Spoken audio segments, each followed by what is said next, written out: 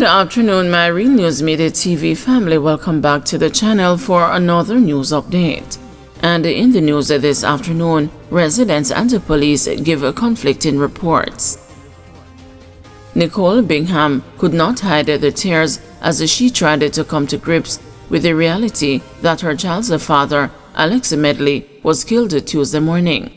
30-year-old Medley and the two other men, identified as Roger Duncan and Max, were shot and killed during an alleged shootout with the police in the St. James community of Hellgate in Orange about 6 a.m. Bingham's biggest worry is about her 80-year-old father, by Medley. I don't know what I am going to say to my son. I told him about it, but I don't even know. Him cry and him just a look, but I don't know what to do, she told the news. She said her child, who celebrated his birthday earlier this month, has been left shocked by the news of his father's death. Though they did not live together, Bingham said she and Medley were on good terms. He was at her house Monday evening before later returned to his, which he rented just meters up the road. Bingham told the news what she said she heard in the early hours of Tuesday morning.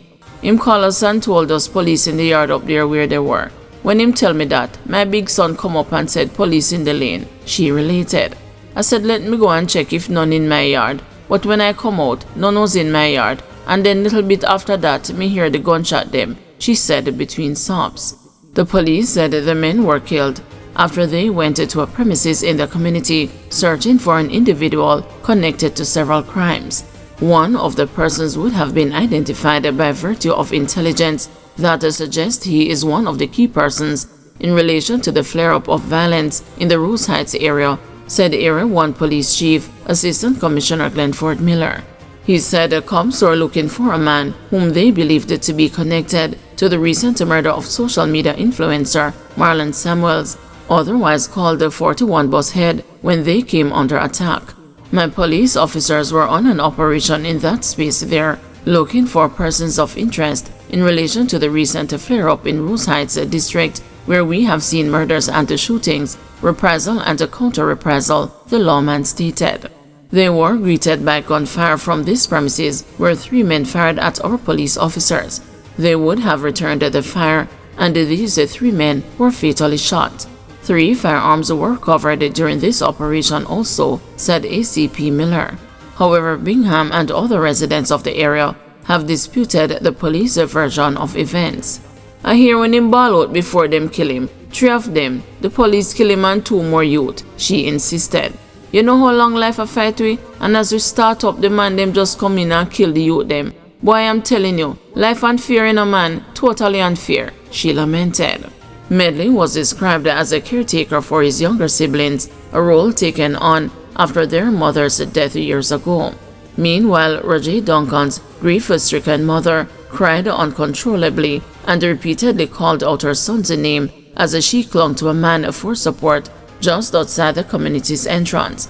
Hellgate was tense Tuesday afternoon, with some residents openly berating cops who stood guard near an area cordoned off with a crime scene tape.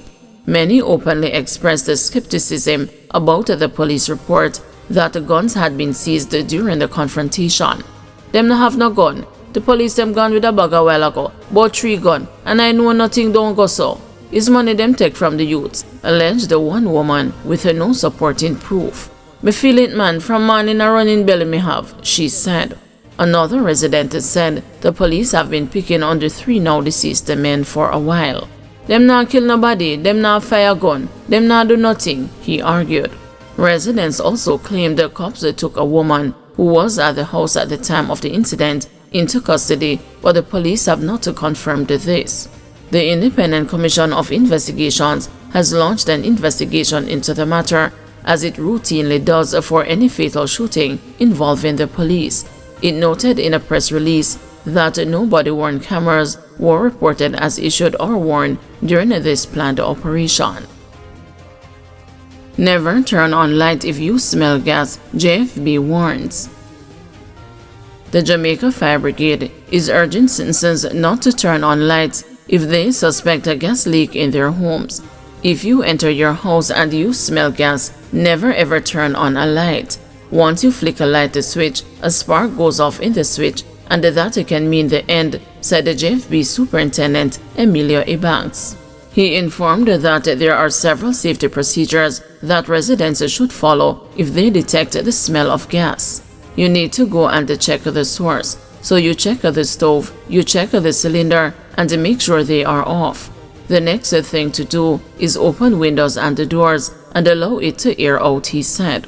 The superintendent, who is in charge of public education, also reminded Jamaicans that another key consideration when such situations arise is to call the JFB for assistance.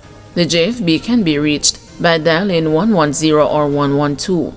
However, it is always advised that the citizens know the number for their nearest fire stations in the event of an emergency.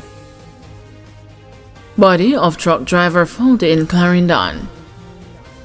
Detectives assigned to the Clarendon Division have launched an investigation following the discovery of a body in Savannah District in the parish on Wednesday, December 25. Dead is 59-year-old Walter Tomlinson, a truck driver of Savannah District, Clarendon. Reports are that at about 8 a.m., Tomlinson, who would have moved his truck at a particular time on a regular day, was not seen carrying out such duty. Close residents of the community became concerned and went to check on him. Upon checking, Tomlinson was found lying on the floor with a section of his body burnt. The police were summoned and the body was transported to the hospital where he was pronounced dead. Police investigate the suspected drowning of 83-year-old on Christmas Day.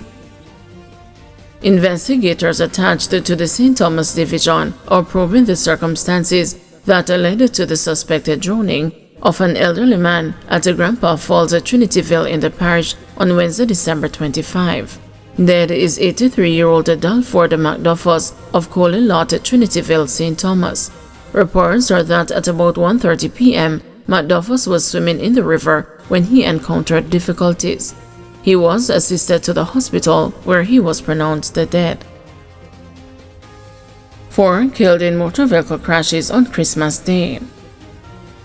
4 people are reported to have died in separate motor vehicle crashes in Westmoreland, Kingston, and St. Anne on Christmas Day.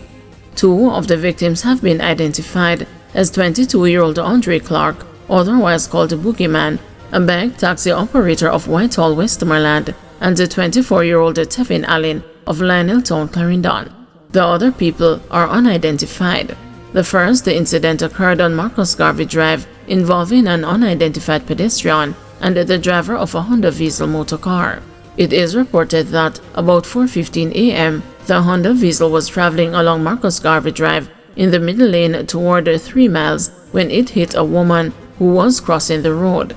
The woman fell on top of the windscreen and then onto the road. She was taken to the hospital where she was pronounced dead on arrival. The driver has been warned for prosecution.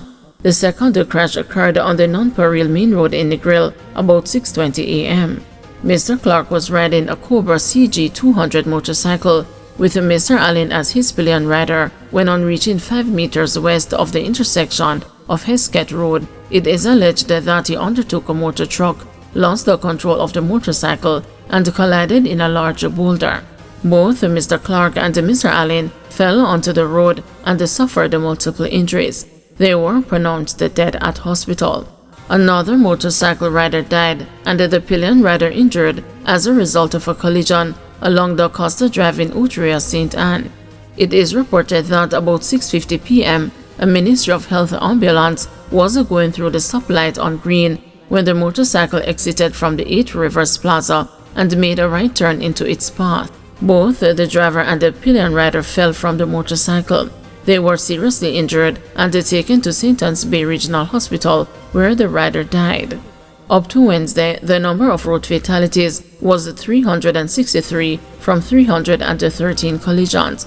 Despite the deaths, Vice Chair of the National Road Safety Council, Dr. Lucien Jones, said the country remains on track to record fewer road fatalities compared with last year. Guys, thank you for watching. See you this evening at 6 p.m. for another news update.